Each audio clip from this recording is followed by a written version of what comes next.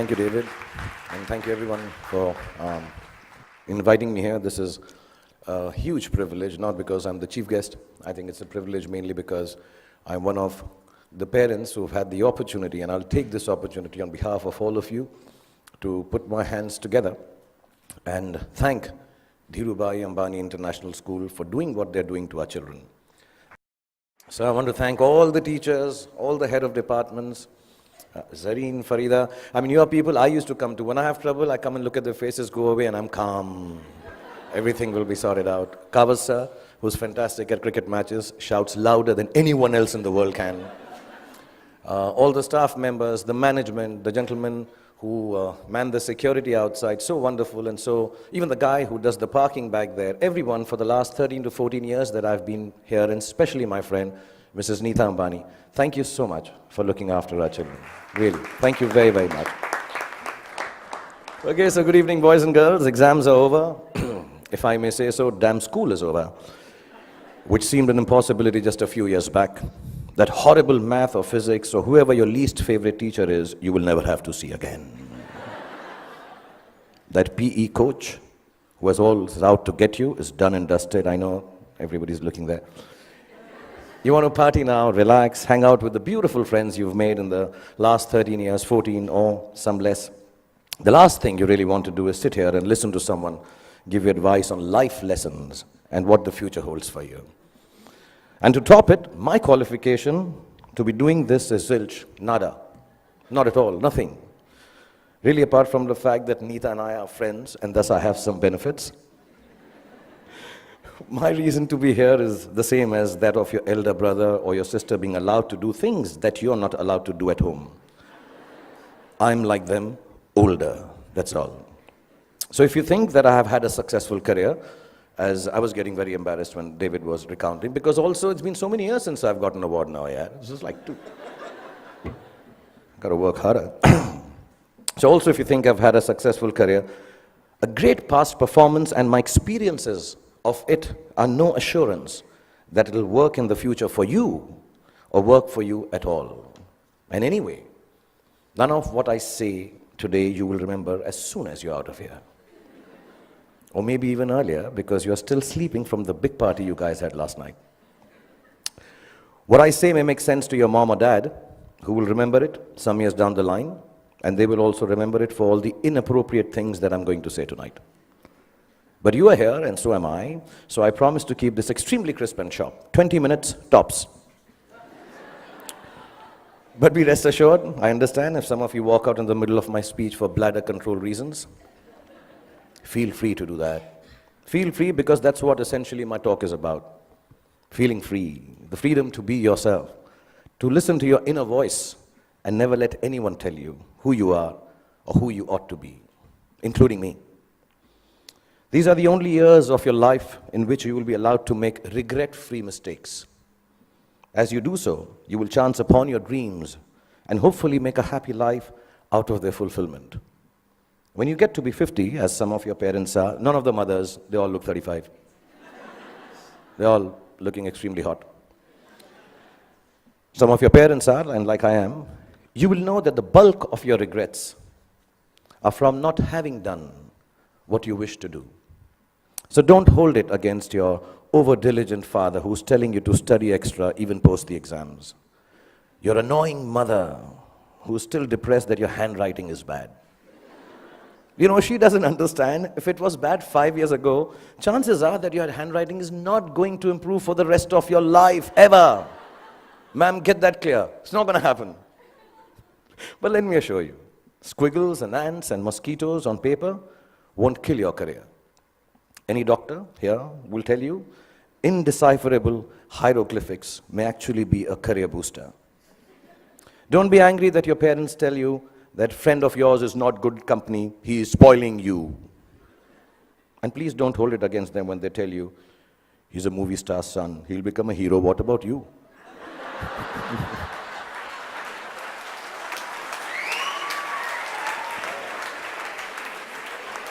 I mean, let me assure you, movie stars, sons and daughters also have to work. Basically, just don't grudge the old man and the old bag, ever. All us parents try to do is to make you happy with your choices by annoying you with hours that are actually your choices anyway. But you just don't know it yet. Your hormone levels are too high for you to understand this confusing logic. All you want to be is yourselves, and you're quite sure you know what that is. And I'm here tonight on your side only to confirm your conviction as you set forth into the big bad world from the loving shelter of Mrs. Neeta Ambani and all these wonderful and beautiful and warm teachers and faculty who have nurtured you to embark on your own journey through life. I was talking about parents because I think tonight is about parents. So I'm going to tell you something about my parents. My mother was top class. She was really cool. She loved me unconditionally, was beautiful, like all mothers are, and believed I will be the most famous man in the world, and I could do no wrong. In Delhi, they say, Hamara bachcha na is like the apple of my eye. Some Punjabi ladies make it bigger, like the pineapple of my eye. So I was the pineapple of my mother's eye. And my father was a gentleman. He was very educated, masters in law, extremely intelligent, knew 7 languages, had traveled the world, knew his politics, fought for the freedom of our country, India, and excelled at sports like hockey, swimming, and polo. He could cook and recite poems and knew the capital of every country in the world. My father was also very, very poor. He was unemployed and struggling to make ends meet for 15 years of my life that I had the privilege of knowing him. From when I was 10 to when I was 15, not being able to afford fancy gifts for me, he would wrap up something old that belonged to him in newspapers and declare it as a birthday gift when my birthday came along. This, in the next 11 and a half minutes left that I have, is the story of the 5 gifts my father gave me and how they helped me become what I am today. When I was 10, my father gave me an old chess set. Chess is a reflection of life, they say, and as cliched as it sounds, it's probably true. The first thing it teaches you is that every move has a consequence, whether you perceive that it does or does not. Nothing you do, not a single moment, is empty of living. So think of things through, not always, but often enough so your life does not feel as black and white and as uniform as the squares on a chessboard. Sometimes in order to move forward, you might need to take a few steps back. And there's no loss in doing something that hurts in the short run, but proves worthwhile in time. Sometimes the queen might seem sexier. They always do. But if she gets taken by your adversary straight after you save her, then you might be better off saving your castle or the bald bishop instead. So don't always choose that which seems more desirable if something tells you it's going to get you into a whole lot of trouble. What I mean is also about tonight, drive home while your wits are about you instead of staying and getting stoned senseless after the party here. You can't get anywhere in chess if you don't look out for the little ones around you, the small pawns. Life is like that too. If you forget the smallest of your people or become foolish enough to imagine that the little graces you are given are of no value, you end up nowhere. When you look around you, learn to notice all the tiny little things that make your existence privileged and special. Just the fact that you are here, in this very moment, at this fantastic school, in the company of such adoring parents, is the product of immense love, hard work, and sacrifice on the part of many people present here. Taking your blessings for granted is the most ungracious stupidity, both in chess and in life. Then there's what they call, I don't know how to pronounce it, but sounds very cool, the zugzwang. The zugzwang, yeah. It's a really cool word. It sounds like a Chinese aphrodisiac. Zugzwang. But it actually is German for, okay, I'll tone this down. Oh, fish, I got to get out of here. Anyway, for those of you who've never played the game, it's when you get so stuck that whichever move you make is a bad move. It'll happen to each and every one of you at some point in your lives for sure. A moment will come when it will look like there isn't anything going right and nothing you can do to prevent disaster. Ask me, I just finished Dilwale, followed it up with Fan. So, when you are in Zugzwang, kids, don't panic. Whenever there is trouble and you know there is no way out of disaster, don't panic. With a little embarrassment, you will survive it. Trust me. All you have to do is make a move. All you have to do is move on a bit. As the Cheshire Cat in Alice in Wonderland said, when Alice came to the fork in the road, if you don't know where you're going, it doesn't matter which road you take. I will add to it.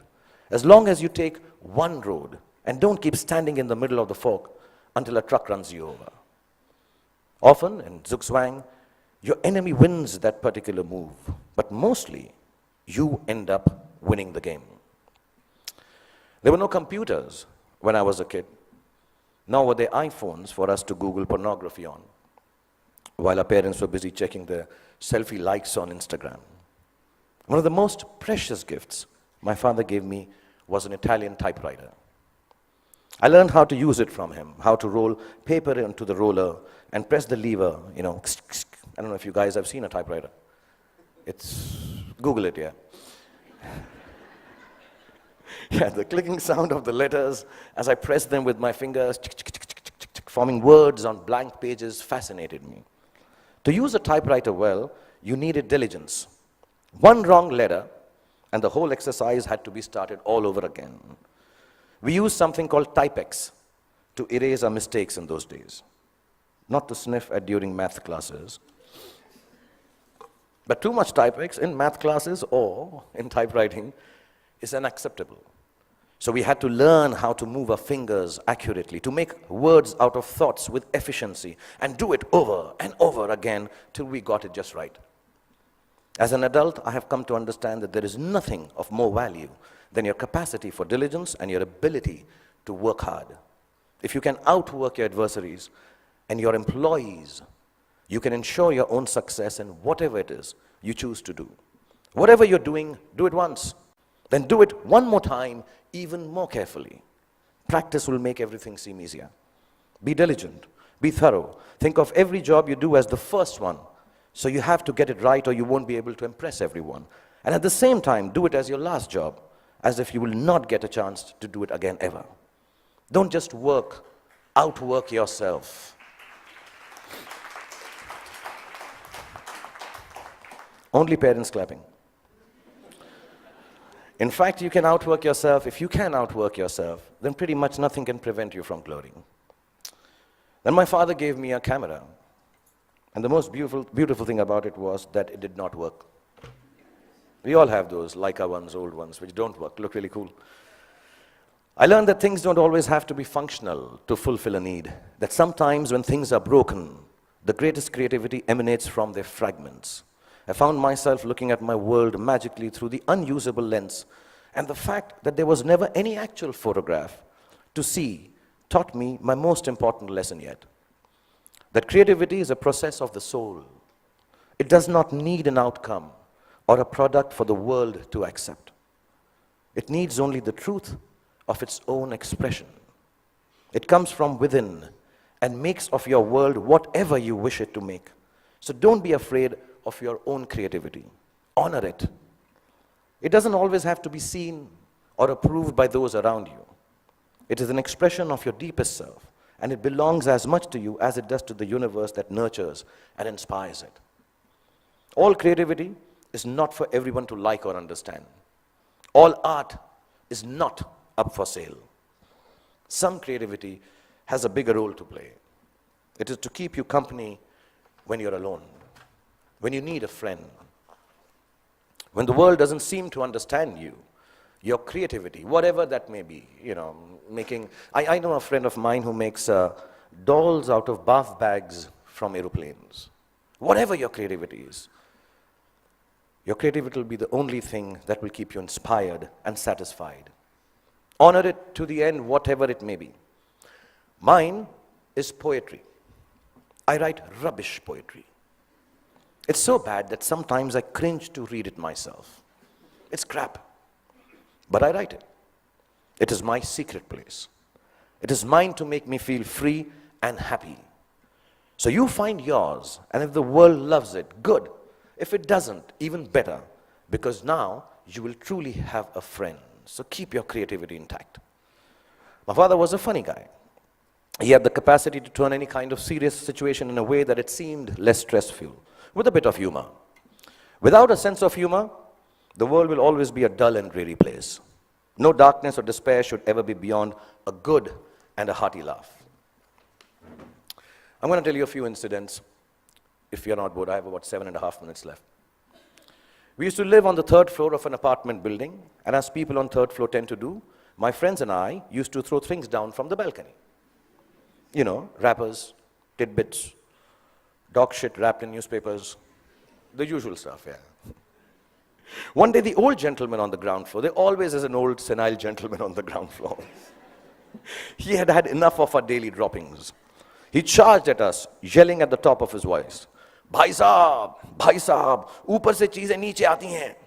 ऊपर से चीजें नीचे आती हैं. And you know, the whole mohalla, the colony emerged to witness the spectacle. My father was there. I was mortified. And he kept screaming, ऊपर से चीजें नीचे आती हैं. And my father calmly looked at him and said, चाचा जी, ऊपर से चीजें नीचे आती हैं, ये न्यूटन ने बहुत सालों पहले बताया था. आप कोई नई बात बताओ, अंदर बैठ के चाय पी के बात करते हैं. And it instantly diffused the situation. The old man smiled. We went into the apartment, worked out how dog shit needs to be disposed of properly. Over a cup of tea, and life was back to normal again. And there was another incident I'm going to relate. I had been eyeing this attractive, dusky girl who lived in our building.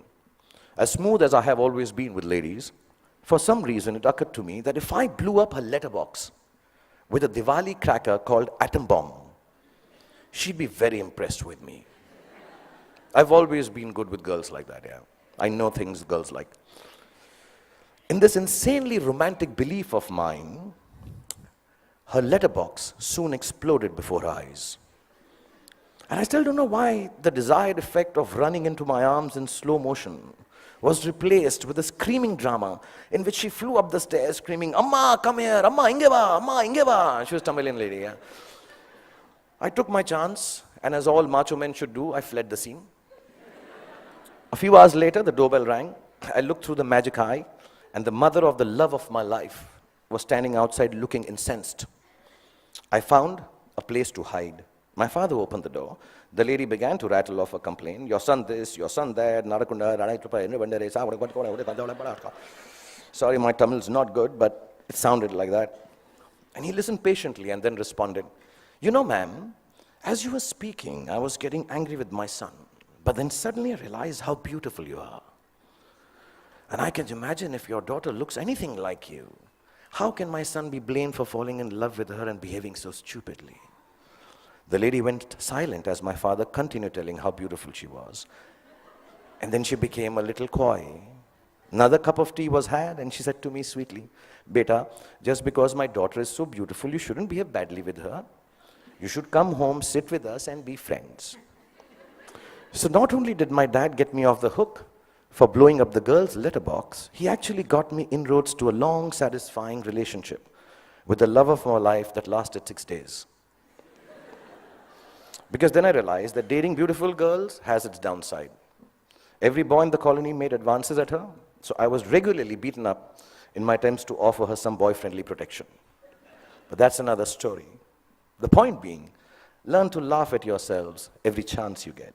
If you can manage not to take yourself too seriously, no matter how big a shot you become, or how lowly, useless, trivial you feel, you will instantly disarm life's power to beat you down. It makes you braver to face ugliness because it changes your perspective. Humor is actually the deafness to see the world, the reality, for the transient farce it really is. It's like a talisman for survival. Cultivate it and allow it to lighten every heavy moment. Wear it like a vulgar tattoo if you don't already have one. Don't ever let it get washed away in the turbulently beautiful seas of life.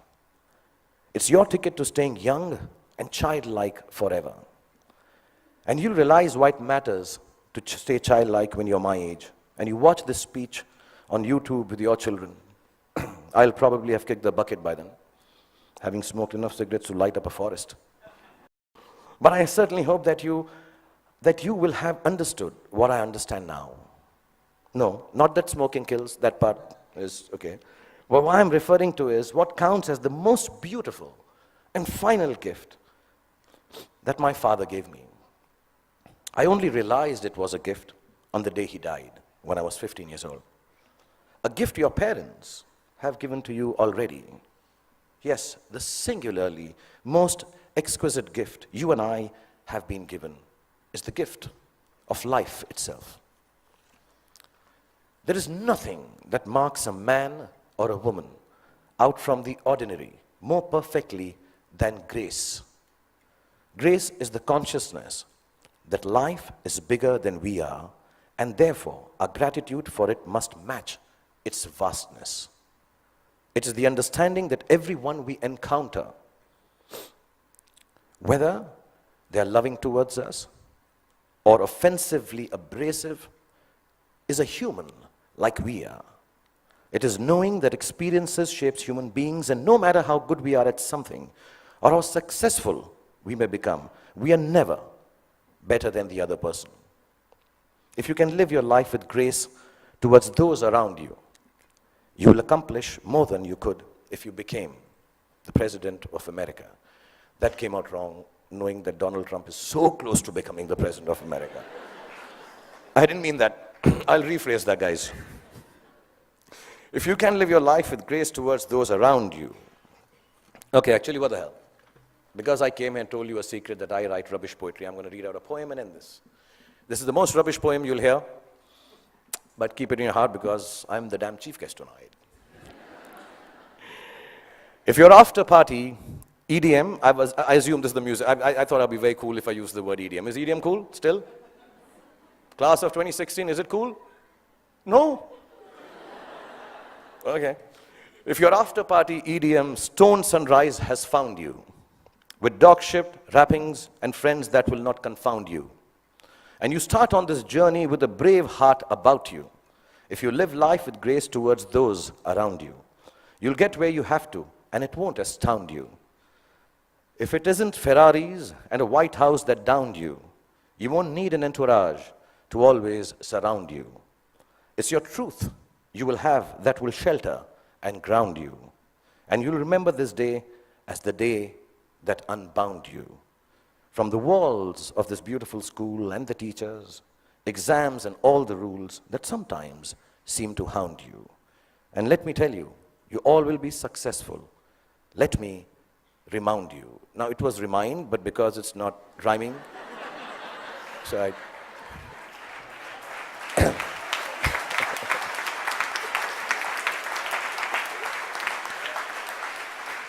So boys and girls, go forth, be free, have fun, make wrong choices, make mistakes. You will still succeed because the gift of education you have from this wonderful institution called Dhirubhai Ambani International School. The love Neeta has given you and the genes that your parents have provided you with will always look after you. And when you succeed, don't forget to thank your least favorite teacher, because he or she actually cared for you the most. Love you all and be happy. Thank you.